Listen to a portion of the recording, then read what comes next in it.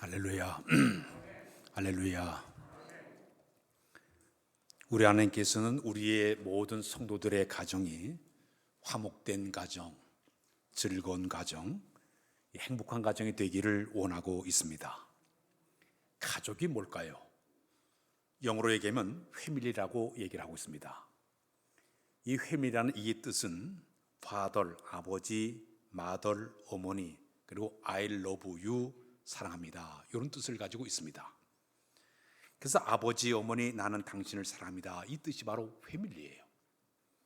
그래서 문장의 단어마다 한 자씩으로 빼가지고 이걸 조합해서 패밀리, 가족이라고 이름을 그렇게 지어지게 되었습니다. 가족하면은 떠오르는 단어가 따뜻함이에요. 가족의 사랑으로 서로가 뜨겁게 희생과 희망을 함께 나눌 수 있는 이런 곳이 바로 가정의 모습입니다. 힘들 때 같이 울고 기쁠 때 함께 웃을 수 있는 그런 가정, 이 가정이 바로 가정의 아름다운 모습이라고 볼 수가 있을 것입니다. 전에 가정의 달을 맞이해서 서울시에서 가족이 무엇인가 설문조사를 하게 되었습니다. 가족이 무엇이냐 그러니까 첫 번째가 서로 사랑하는 모임이 바로 가족이다 그랬습니다. 두 번째는 서로 도우며 사는 모임이 바로 가족이다 그랬습니다. 세 번째는 조상들과 같이 같은 피로 맺어진 사람들이 모인 것이 바로 가정이다 그랬습니다. 마지막에는 주거를 함께하는 사람들이 모인 것이 바로 가족이라고 그렇게 이야기가 나왔습니다. 어느 신문사의 독자들에게 질문했습니다. 당신들이 늘 마음속에 생각하는 주요의 관심이 무엇입니까? 하고 물어봤습니다. 그때 첫 번째가 건강입니다. 두 번째는 가정입니다 그랬습니다. 우리가 세상을 살아가면서 가장 우리의 관심은 어떻게 하면 건강하게 사느냐, 두 번째는 우리 가정이 얼마나 행복한 가정이 될 것인가, 여기에 사람들이 관심을 갖고 사람들이 살아가고 있습니다.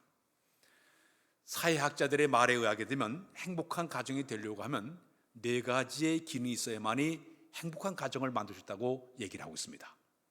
첫 번째는 경제적인 기능이 잘 된 가정이 되어야 된다 그랬습니다. 이 경제적인 기능, 이 말은 우리 삶에 필요한 의식주 문제를 잘 해결해 주는 이런 가정이 돼야만이 진정한 가정이 될 수 있다 그랬습니다. 두 번째는 가정은 교육적인 기능이 잘 돼야 된다. 자녀들을 잘 가지고 키우는 가정이 돼야만이 그 가정이 온전한 가정이 될 수 있다고 이야기를 하고 있습니다. 세 번째는 오락적인 기능이 잘 된 가정이 되어져서 늘 웃음이 끊어지지 않고 즐거움 있는 가정을 만들어 가야만이 그 가정이 온전한 기능을 발휘할 수 있다 그랬습니다. 마지막에는 종교적인 기능이 있어야 된다고 그랬습니다. 가정의 행복을 위해서는 온 가정이 종교적으로 하나 똘똘 묻힌 이런 가정을 만들어 가야만이 그 가정이 바로 아름다운 기능을 가진 행복한 가정이 될 수 있다고 이야기하고 있습니다. 그럼 성경성에 나와 있는 여러 사람의 종류 가운데 이 네 가지 기능이 잘 돼서 복받은 가정이 누구냐 꼽으라면 욥이라는 사람이에요. 따라서 할까요? 욥은 에돔 지역의 우스 땅에 살고 있었던 사람이었습니다. 욥은 굉장한 부자였습니다. 근데 욥의 생활을 보게 되니까 이 사람은 네 가지의 특징을 가지고 살았습니다. 그는 온전하였다. 흠과 티가 없을 정도로 온전한 사람이었습니다. 그는 정직했습니다. 속임이 없이 흠과 티가 없을 정도로 정직하게 살았던 사람이 바로 욥이었습니다. 더욱이 욥은 하나님을 섬길 때 두렵고 떨릴 마음으로 여호와를 열심히 경외하면서 욥이 살았습니다. 마지막에 그는 악에서와에 떠난 사람이었다. 조금도 악은 생각하지 않을 정도로 악에서 떠난 삶을 살았던 사람이 바로 욥의 생애였습니다. 자, 그런데 그는 가정을 이끌어가면서 네 가지의 사회학자가 얘기했던 그 기능을 제대로 잘 발휘하면서 살게 되었습니다. 그 기능 가운데 첫 번째가 가정을, 경제적인 기능을 잘 만든 가정이 바로 욥의 모습이었습니다. 욥의 가정은 물질의 복을 상당히 많이 받았습니다. 그의 소유물을 보니까 양이 7천마리를 이제 키웠습니다. 낙타, 약대가 3,000마리, 소가 500결이, 암나귀가 500마리, 종들이 힘이 많아가지고 동방 사는 가운데 가장 큰 자였다. 엄청난 최고의 부자의 삶을 산 사람이 바로 욥의 생활이었습니다. 요즘 계산해 보니까요, 요즘 양 한 마리의 가격이 한 20만 원 간다. 그러니까 그의 양떼를 7천 마리니까 14억 정도의 돈이 나오고 있습니다. 낙타가 한 마리 요즘 100만 원쯤 간다 그러면 이 약태가 100만 원쯤만 하더라도 그 소유를 다 계산해 보니까 30억 정도의 엄청난 돈이 나오게 됩니다. 소 한 마리에 200만 원, 얼마 가지 뭐 200만 원만 따져봐도 1000마리를 키웠으니까 이 사람 한 20억의 돈을 가지고 살았습니다. 암나기 나귀 한 마리에 100만 원쯤만 계산한다 하더라도 500마리니까 5억의 돈을 가지게 됩니다. 합계 전부 따지면 69, 한 70억의 돈을 가지고 살아요. 요즘은 그 돈이 별거 아니지만 이 당시에 이 70은 어마어마한 돈을 가지고 사는 큰 부자가 바로 이 욥의 모습이었습니다. 그러면 욥이 왜 이렇게 물질의 복을 누리며 살게 되었느냐? 이것은 전격적인 하나님의 축복이었습니다. 그가 신앙대에 살려고 애를 쓰게 되니까 하나님께서 그에게 복을 주시게 되었는데, 욥기 1장 9절로 10절에 이런 말씀이 있습니다. 우리 한번 읽어볼까요? 시작. 사단이 여호와께 대답하여 이르되 욥이 어찌 까닭없이 하나님을 경외하리이까? 주께서 그와 그의 집과 그의 모든 소유물을 울타리로 두르심이 아니니까? 주께서 그의 손으로 하신 바를 복되게 하사 그의 소물이 땅에 넘치게 하였음이니이다.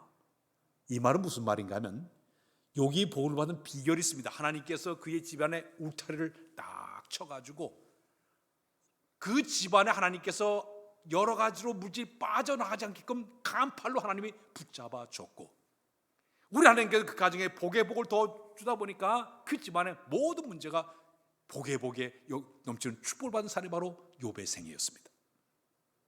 구멍난 전대라는 말 들어보셨죠? 내가 1년 동안 열심히 돈을 벌어 집어넣는데 내 그 주머니에가 구멍이 뻥뻥뻥 뚫어지게 되면요, 아무리 돈을 많이 집어넣어도 다 빠져나갑니다. 돈은 많이 버는데 누가 아파가지고 돈이 펑충 나가버리고, 돈은 많이 버는 누가 돈을 떼어먹고 도망가가지고 그 돈이 다 사라지게 되고, 돈은 열심히 벌어놨는데 이상하게 돈이 다 빠져나가요. 1년 동안 계산해보니까 마이너스가 돼요. 구멍난 전대죠. 그러나 구멍나지 않은 전대가 있습니다. 하나님께서 그 모두 구멍을 능력의 손으로 딱 막아주시게 되면 벌은 것은 적게 벌어도 쌓이고 쌓이지는 복이 바로 하나님께 주신 축복의 은혜가 되는 줄로 믿습니다. 욥이 바로 그런 복을 받았습니다. 우리 하나님께서 욥이 하나님을 열심히 경외하며 잘 섬기다 보니까 하나님께서 그 욥의 가정에 복을 주게 되니까 울타리를 딱 쳐가지고 헛된 곳에 돈이 빠지 않게끔 물질이 빠지지 않게 지켜주게 되니까 그 가정이 바로 복을 받은 사람이 바로 욥의 축복의 모습이었습니다. 신명기 11장 13절로 15절로 이런 말씀입니다. 우리 다 같이 읽겠나? 시작. 내가 오늘 너에게 명령하는 내 명령을 너희가 만일 청종하고 너희 하나님 여호와를 사랑하여 마음을 다하고 뜻을 다하여 섬기면 여호와께서 너의 땅에 이른비 늦은비를 적당한 때에 내리시니 너희가 곡식과 포도주와 기름을 얻을 것이요 또 가축을 위하여 들의 풀이 나게 하시니 내가 먹고 배부를 것이라. 하나님을 잘 경외하고 섬기만 하면은 우리 하나님께서 그 가정에 복을 주신다는 얘기예요. 적당한 때에 이른비와 늦을 내려서 풍요롭게 살 수 있도록 하나님께 그게 복을 주겠다고 약속을 주고 있습니다. 세계적인 갑부를 꼽으라 그러면 록펠러예요. 이 사람은 사업 능력이 대단히 뛰어난 석유왕 이런 사업가였습니다. 그는 24살이 되었을 때 백만장자가 되었습니다. 그 후 10년이 지나서 그가 33세가 되었을 때 미국의 최고 부자가 되었습니다. 그 후 10년이 지난 다음에 그가 43세가 되었을 때 세계 최고 부자가 되게 되었습니다. 그 후 10년의 세월이 흘러가서 그의 나이가 53세가 되었을 때 그는 병에 걸리고 말았습니다. 사흘 만에 하다 보니까 이게 스트레스 받고 너무 힘들고 하다 보니까 이 안에 소화기관이 기능이 마비가 됐어요. 알로피시오라는 병에 걸리고 말았습니다. 음식을 먹어도 소화를 시키지 못해요. 세계 최고 부자가 하루에 비스켓 하나 하고 우유 한 잔 먹으면서 하루하루 연명하게 됩니다. 머리가 다 빠졌습니다. 삐쩍 몸이 말라버렸어요. 병원에 가니까 1년밖에 살지 못한다고 사형원도를 받았습니다. 이 록펠러는 어느 날 잠이 안 오는 거예요. 거실에서 왔다 갔다 하다 보니까 그의 눈에 성경이 눈에 들어왔습니다. 성경을 쫙 폈습니다. 펴더니 누가복음 6장 38절 말씀이 눈에 쓱 들어왔습니다. 한번 읽어보겠습니다. 시작.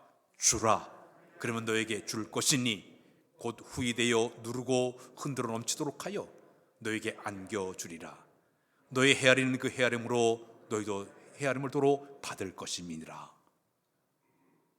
주라, 그러면 너에게 줄 것이니 흔들어 넘치게 모든 걸 채워주시라. 그 말씀을 그가 보게 되었습니다. 너의 헤아리는 그 헤아림으로 너희가 도로 헤아림을 당할 것이다. 이 말은 무슨 말입니까? 내가 계산해? 나도 계산했다는 얘기예요. 내가 계산적으로 내가 이 신앙생활에 나도 계산적으로 너에게 주겠다는 얘기예요. 이 말씀 앞에 거꾸로 지고 말았습니다. 그는 즉시 자기 재산을 정리하기 시작을 했습니다. 그 재산을 전부 풀기 시작했습니다. 자선 사업을 위해 가지고 모든 것을 사회와 나라에다가 모든 재산을 풀기를 시작을 했습니다. 세계 건강 증진을 위해서 페니실린을 연구하다가 돈을 투자해 가지고 그 페니실린을 만들어서 전 세계 사람들이 의료 혜택을 받는데 돈을 투자하기를 시작했습니다. 그는 살아생전에 5,000개의 교회를 그가 세웠습니다. 제가 저 워싱턴에 그가 세운 록펠러가 세운 리버사이드 교회를 가봤어요. 웅장한 교회를 지어서 하나님께 드리지 않았습니까? 놀라운 일이 생겼습니다. 이렇게 자기 재산을 풀어서 이웃을 위해서 나라를 위해서 열심히 하나님을 위해서 쓰다 보니까 서서히 그의 고질병이 나아지면서 건강을 회복하게 되었습니다. 53세 세상을 떠날 그 사람이 93세까지 살았던 사람이 바로 록펠러예요. 하나님 앞에 올바로 서려고 노력하니까 하나님께 그 건강의 축복을 주게 되었어요. 그의 기분 날로 번창했어요. 그는 세상을 떠났지만 지금도 록펠러 제도를 통해 가지고 얼마나 많은 기부 행사를 하고 얼마나 훌륭한 일을 지금 하고 있습니까? 주라, 그럼 흔들어 채우리라. 그 말씀을 그대로 지킨 사람이 바로 록펠러였습니다. 전에 한국에 복음이 들어온 지 121년이 되었을 때 우리 통합주교단에서 가장 모험적인 가정을 이제 뽑았습니다. 전남의 광양 출신인 고 김응선 장로님 가정이 뽑히게 되었습니다.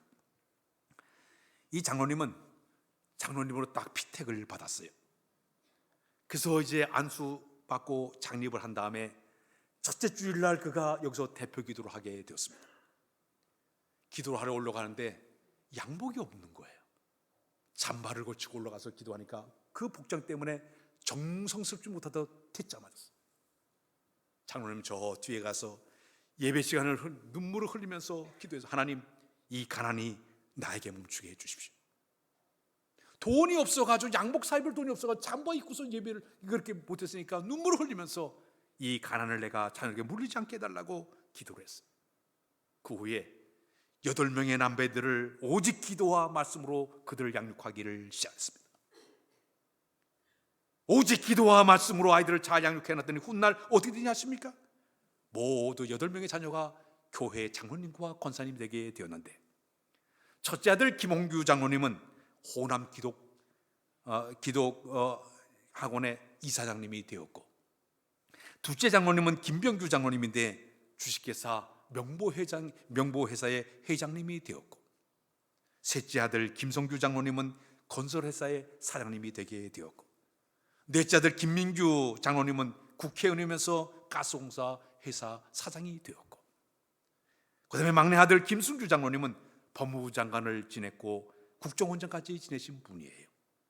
딸 3명 모두 다 권사님으로 쓰임받게 되었습니다. 모든 자녀가 하나님 앞에 귀하게 쓰임과 물질의 복도 받은 이런 가정을 쓰임받게 되었습니다.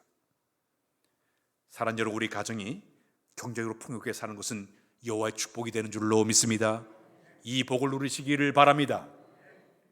두 번째, 욥의 가정은 아주 교육을 잘 시키는 가정이었습니다. 가정에서의 교육적인 기능은 너무너무 잘 돼야만이 가정이 복될 수가 있습니다. 어느 사회학자가 그런 얘기했습니다. 지금 이 사회에 일어나는 여러 가지 문제들은 모두가 다 가정 안에서의 교육이 잘못됐기 때문에 이런 문제가 터지고 있다고 지적을 한 적이 있습니다.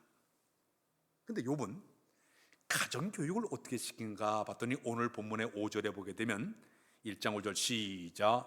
그들이 차례대로 잔치를 끝내면 욥이 그들을 불러다가 성결하게 하되 아침에 일어나서 그들의 명수대로 번제를 드렸으니 이는 욥이 말하기를 혹시 내 아들들이 죄를 범하여 마음으로 하나님을 욕되게 하였을까 함이라.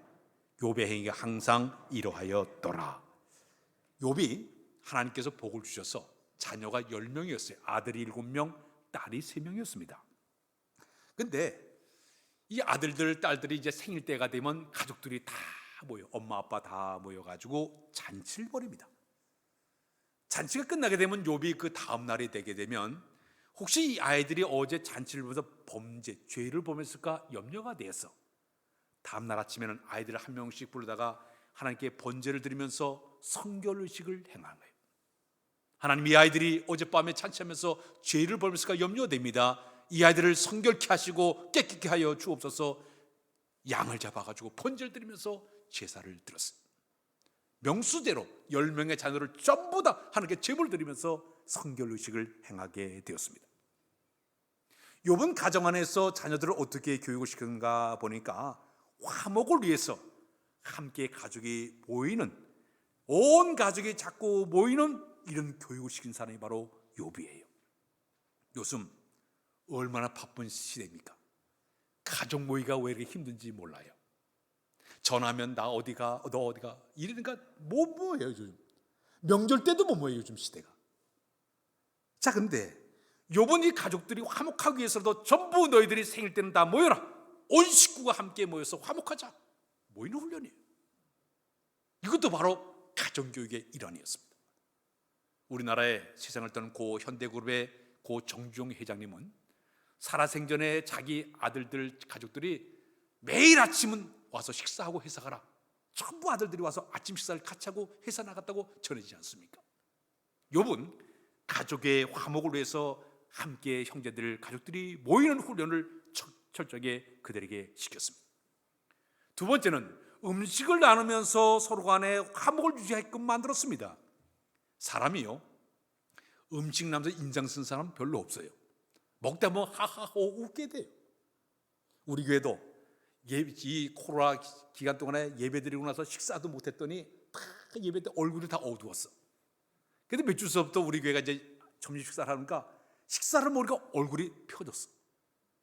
서로 간에 화목한 관계를 만들어요. 서로 성도가 교제가 이루어지게 되는 거예요. 미국 같은 나라는요, 우리 한국 사람들이 모이는 교포교회들이 잘 되고 있어요.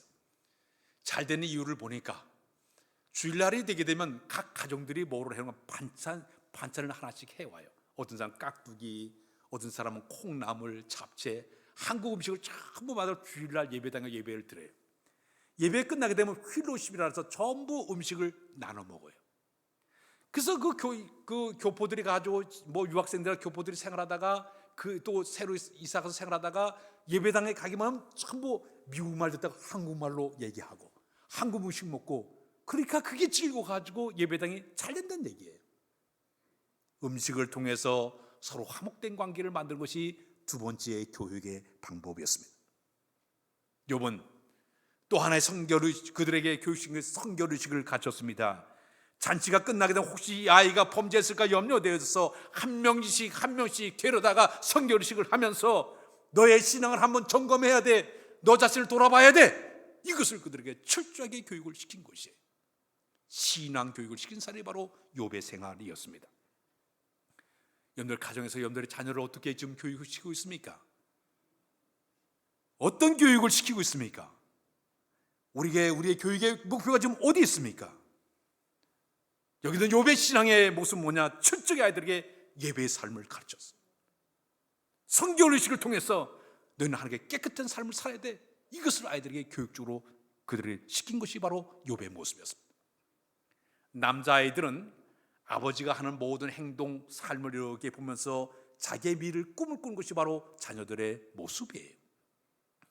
딸들은 어머님의 그 모습을 바라보면서 그들의 앞길을 갖다 꿈을 꾸는 것이 가정의 모습이에요.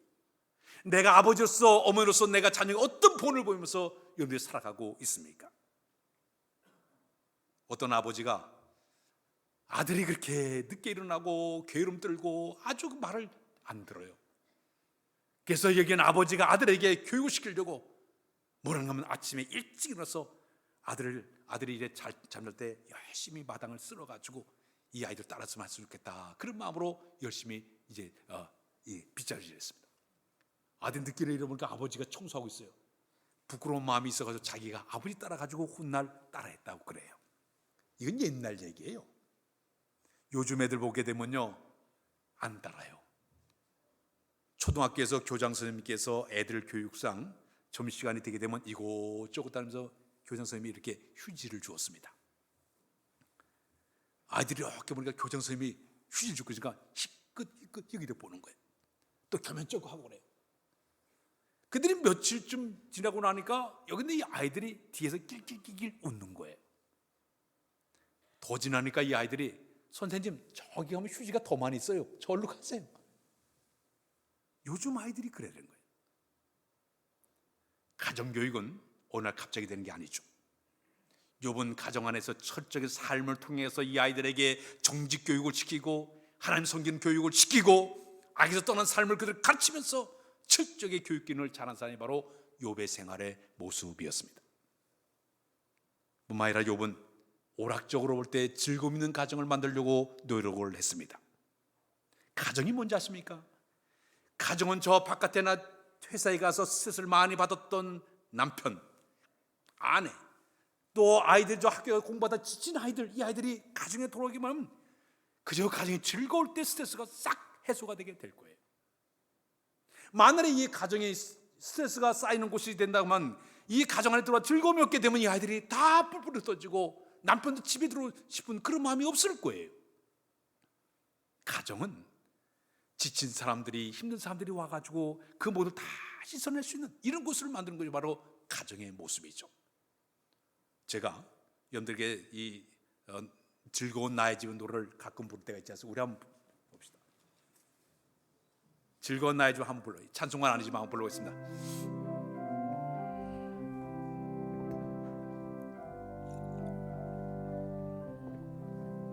즐거운 곳에서는 날 오라 하여도 내 질 곳은 작은 내 집뿐이니 내 나라 내 기쁨 길이 싫고도 꽃 피고 세우는 집 내 집뿐이니 오 사랑 나의 집 즐거운 나의 법 내 집뿐이니.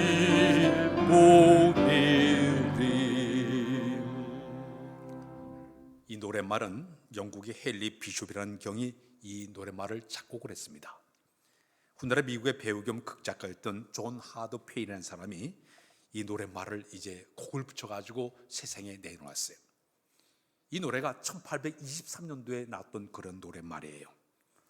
근데 그 링컨 대통령이 집권할 당시 그날의 남군과 북군들이 전쟁이 났을 때 그때 수많은 군인들이 이 노래를 그렇게 불렀다래요. 전쟁통에서 즐거운 나의 집을 가고 싶은 그런 마음을 가지고 그 노래를 아주 그 사람들이 즐겨 불렀다고 얘기합니다. 링컨이 이 노래가 너무너무 좋아서 백관에다가 크게 자수를 놔가지고 즐거운 나의 집이라는 그 노래말을 갖다가 백관에 걸어놨다고 내려지고 있습니다.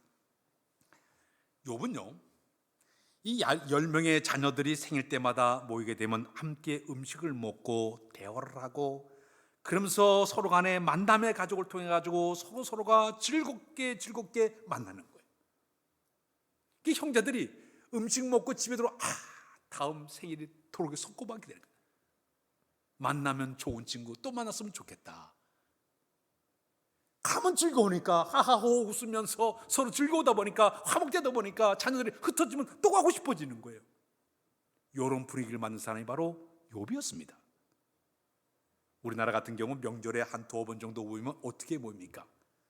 전에 저희 가족도 잘 모이지를 못했지만은 예전에 우리 가족들이 함께 모이게 되면 그 윷놀이도 하고 아이들 데리고 가서 볼링도 치기도 하고 또 아이들이 노래를 탁 잘 부르면 용돈을 주면서 막 그러면서 이렇게 가족 간의 화목한 관계를 맺던 기억이 나고 있습니다.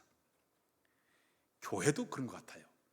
교회 안에서도 서로 만나면 즐겁고 헤어지면 아쉬운 교회를 만들어갈 때 교회가 복된 교회가 될 수가 있습니다. 모든 성도가 서로 만날 때마다 아름다운 미소를 서로 나누고 따뜻한 정을 나누러 갈 때 이 교회가 바로 천국의 모델이 되게 될 줄로 믿습니다. 욥은 가정을 오락적인 기능을 잘 만든 가정의 모습이었습니다. 마지막에 욥은 가정의 종교적인 측면에서 아주 아름다운 가정을 그가 만들어 갔습니다. 가정이 하나 되고 가족 간의 큰 위로와 힘이 되는 방법은 종교적으로 일치감을 가져야 되는 것입니다. 온 가족이 하나님을 섬기는 가정, 그 가정을 하나님이 함께하는 가정을 만들어갈 때, 하나님 의지하는 가정을 만들어갈 때 그 가정이 바로 복된 가정을 만들어갈 수가 있죠.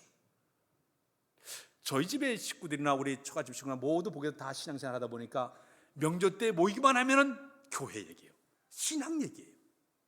전부 그래죠. 모든 대화가 다 그것으로 흘러가요. 마늘의 종교적인 측면에서 볼 때 그 모습이 얼마나 아름답겠습니까? 대화 자체가 신앙적인 문제, 서로 종교 대화가 그렇게 이루어진 가정. 지구상에서 가장 건강한 가정을 얘기하게 되면 유대인의 가정이죠. 이 유대인의 가정은 독일 히틀러도 파괴하지 못한 엄청난 힘을 가진 그 가정이 바로 유대인의 가정이에요. 그럼 이 유대인의 가정을 지킨 힘의 근원이 어딘가 추적해 보니까 그들은 안식을 그렇게 철저하게 지켰습니다. 우리는 주일을 지키고 있지만 유대인들은 토요일이 안식일이에요. 안식일 때가 되면 온 식구가 전부 모여서 합달라 의식을 행하게 됩니다. 이 합달라 의식이 되게 되면 식탁에 가족들이 다 둘러앉게 됩니다. 아들이 군대를 갔다 딸이 군대 가면 그 자리도 딱 음식을 차려놓고 빈자리를 만들어요. 그래서 함께 음식을 먹고 그리고 가족을 위해서 기도하고 말씀을 읽습니다. 그들의 특징은 얘기할 때마다 서로 상대방을 비판하거나 부정적인 얘기를 못하게 만들었어요. 그리고 얘기할 때는 단점보다는 전부 장점을 얘기하라고 이야기하게 됩니다. 그래서 그들이 예배를 드리고 하나님께서 우리 가정을 지키는 확신의 믿음을 자들에게 심어주시는 거예요. 그들은 끊임없이 이런 것을 하다 보니까 이 힘이 엄청난 힘을 갖다 보니까 흔들림이 없는 거예요. 종교적으로 가정을 하나로 만들어갔어요. 욥은 1년에 12번 잔치 때마다 번제의식, 성결의식을 통해서 온 하나님께 예배드리는 것을 그들에게 보여주면서 우리 하나님 중심으로 살아야 돼. 하나님이 우리의 모든 가정의 주인이 되어야 돼. 이것을 철저하게 그들에게 가르치기 시작을 했습니다. 무언적인 말없이 한 산교육을 시킨 사람이 바로 이 욥의 생활의 모습이었습니다. 성경에 아브라함의 아들 이삭이 있지 않습니까? 이삭은 아버지 아브라함이 예배드릴 제사드리러 갈 때마다 항상 데리고 갔던 것 같아요. 어느 하나님께서 아브라함에게 명령을 내렸으면 내 아들 이삭을 데리고 모리아산에 올라와서 나에게 번제로 드리라 명령을 내렸습니다. 근데 아브라함이 자기 아들 이삭을 데리고 모리아산에 올라가고 있습니다. 근데 그날따라 이삭이 가만히 유심히 보니까 아버지가 빠진 게 하나 있어. 늘 제사 드려갈 때 보면 불도 가지고 가고 그리고 칼도 가져가고 모든 그 제사들 준비를 가져가는데 이삭이 그날은 번제할 양을 안 가져가는 거예요. 이삭이 물어보고 있어. 아버지, 여기 불과 칼 다 준비되어 있는데 이삭이 번제할 양이 없는데요? 아브라함이 하나님 다 준비해놨다 그러면서 올라가요. 아브라함은 철저하게 이삭에게 예배드리는 삶을 친히 보여줬어요. 이렇게 예배 드려야 돼. 하나님께 이렇게 예배해야 돼. 삶 속에 그대로 그 아이가 철저하게 종교적인 훈련 시킨 사람이 바로 욥의 생활이었습니다. 오늘 여러분들의 가정은 어떻게 지금 아이들에게 본을 보이고 있습니까? 용돈만 잘 두둑하게 주면 다 된 줄 착각할 때 많아요. 학비만 다 대주면 다 된 줄 착각하고 있습니다. 아버지 역할 다 했어, 엄마 역할 다 했어, 그게 아니에요. 이 아이에게 하나님 나에게 선물을 줬으니 이 아이에게 종교적인 측면에서 이 아이를 신앙과 믿음으로 잘 살 수 있게끔 이 아이를 지도시키는 것이 우리의 책임이 돼야 되는 것입니다. 천재 교육을 잘 시키는 유대인들은요, 가정 안에서 아이들을 이런 훈련을 시킨다고 합니다. 만일 할아버지가 이제 손자가 학교에서 이렇게 돌아오게 되면은 할아버지가 손자한테 그런 얘기합니다. 너 오늘 학교에서 뭘 배웠니? 말해줄래? 할아버지는 옛날에 공부해가지고 잘 몰라.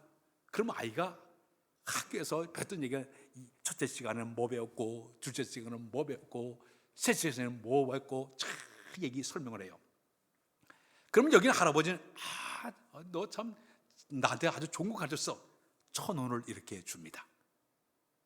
1,000원을 주면서 할아버지는 분명히 얘기합니다. 예, 내가 1,000원 줄 테니까 먼저 11조를 떼야 돼. 그리고 저금을 해야 돼. 매일매일 이걸 반복적으로 아이에게 하다 보니까 저절로 이 아이가 설명하다가 학교에 배운 것을 복습하다 보니까 머리에 탁 박히는 거예요. 그리고 이 아이가 하나님을 섬기는 12조 떼는 것을 훈련을 시키는 것이에요. 저금해야 돼. 경제교육을 시키는 거예요. 그러니까 이게 자연스럽게 훌륭한 아이로 자라나게 되는 것이죠. 시편 112편 1절 3절에 보면 그런 말씀이 있습니다. 우리 한번 시작. 할렐루야. 여호와를 경외하며 그의 계명을 크게 즐거워한 자는 복이 있도다. 그의 후손이 땅에서 강성함이여 정직한 자들의 후손에게 복이 있으리로다. 부와 재물이 그의 집에 있음이여 그의 공의가 영구히 서 있으리로다. 자, 여기 보니까 후손이 강성해지고 부와 재물이 넘쳐나는 것, 여호와를 잘 경외할 때 이런 복이 임하게 될 줄로 믿습니다. 지금부터 25년 전에 있던 사건이 하나가 있었습니다. 우리나라 사람들을 깜짝 놀라게 한 사건이었습니다. 부모님이 계셨는데 이분은 한약상을 이렇게 운영하면서 돈을 상당히 많이 버는 부자였습니다. 근데 이 사람들은 아주 신앙생활을 그렇게 잘했어요. 두 부부가 열심히 교회도 섬기고 돈도 많은 부자였습니다. 근데 아들이 하나밖에 없어요. 근데 이 아들을 어릴 때부터 신앙생활을 잘하게 만들어서 이 아이가 교회 학교를 열심히 다니고 그러더니 고등부에 올라가더니 교회 학생회장이 되었습니다. 교회 학생회장이 되고 부모님은 교회에 그 학생회를 가르치는 교사로서 열심히 교회를 잘 섬겼어요. 이 아이가 이제 고등학교 회장이 돼가지고 아이들 데리고 교회 수련회를 갔다가 그때 성령 체험하면서 막 방언하기도 시작했습니다. 방언하면서 이 아이가 모든 학생들 앞에 나와가지고 하는 얘기가 저는 학생회장인데 제가 술과 담배를 했습니다. 저를 용서해 주세요. 아이들 앞에 공포를 했습니다. 그러니까 여기 있는 부모님들이 볼 때 그 아이가 그 회개하는 모습이 얼마나 아름다웠겠습니까? 그러면서 그 아이가 나는 이제 신앙생활 열심히 잘하겠다고 그러면서 그가 이제 서원을 했습니다. 자, 그런데 2학년에 올라가자 이 부모님이 열심히 교회 생활했던 이 아들에게 이런 얘기를 하고 있습니다. 앞으로는 공부를 열심히 하고 당분간 교회 다니지 마라. 너 대학 가야 돼. 그런데 갑자기 이 부모님 돈이 많으니까 이 아이를 강남에 있는 고등학교로 전학을 확 시켜버린 거예요. 새로운 곳에 가지고 이제 고등학교를 다니다 보니까 주일날만 되면 교회 가고 싶으니까 그 앞에 조그만 교회 가서 7시 예배를 간신히 예배 참석하고 그리고 오는 거예요. 문제는 어떤 날은 피곤하니까 늦잠 자니까 예배당도 안 나가요. 하루 한 번, 두 번 빠지니까 슬슬 예배 생활을 하지를 않게 되었습니다. 친구들을 사귀다 보니까 술을 또 다시 입에 대기 시작했습니다. 담배를 피우기를 시작을 했습니다. 그들이 할장 여기 부모님은 돈을 투자해가지고요 100만 원 넘는 이런 그 당시 100만 원 엄청 큰 돈인데 이 돈을 통해 과외 공부를 아무리 시켜도 이 아이가 제대로 먹히지 않는 거예요. 시험을 봤습니다. 서울에 있는 4년대 대학에 떨어지고 말았습니다. 떨어지니까 저 지방에 있는 전문대학으로 그 아이가 가고 말았어요. 부모님이 기가 막힌 거예요. 돈을 그렇게 많이 투자했는데 애가 뚝 떨어져가지고 저 전문대를 다니까 너무너무 창피했어요. 돈이 많으니까 이 부모님이 이 아이에게 어떻게 했는가 하면 LA에 유학을 이 아이를 보냈습니다. 이 아이가 LA에 가더니요 공부는 안 하고 라스베가스 가서 맨날 도박에 빠지기를 시작했습니다. 카드 빚이 점점 불어나기 시작했습니다. 부모님이 보니까 돈이 너무너무 많이 이 아이가 막 쓰게 되니까 호출해가 너 당장 오라고. 아이가 한국에 오고 되니까 막 두들겨 팼습니다. 너 왜 이렇게 공부도 안 하고 왜 이렇게 카드 빚 많아? 야단부석해서 LA로 보냈습니다. 갔더니요 그 다음에는 이 아이가 예배 생활은 전혀 하지 않냐고 마약에 손을 댔습니다. 카지노 가고 슬롯머신 가고 빚이 산천점 늘어나기 시작했습니다. 이 부모님 너무너무 화가 나가지고 너 당장 이제 앞으로 영국 귀국해. 엄포를 내렸습니다. 근데 이 아이가 어느 날 갑자기 몰래 한국에 귀국했습니다. 자기 친구와 서로 이제 얘기를 해가지고 우리 집에 돈 많으니까 우리 집에 돈 털러 가자. 자기 집 담을 넘어서 들어가서 돈을 훔치다가 들키고 말았습니다. 들키게 되니까 이 부모님을 칼로 둘을 다 살해했습니다. 죽여버렸어요. 그런 다음에 그걸 갖다 은폐하게 해가지고 석유를 확 뿌리고 집에다 불을 쏴질러 말았어요.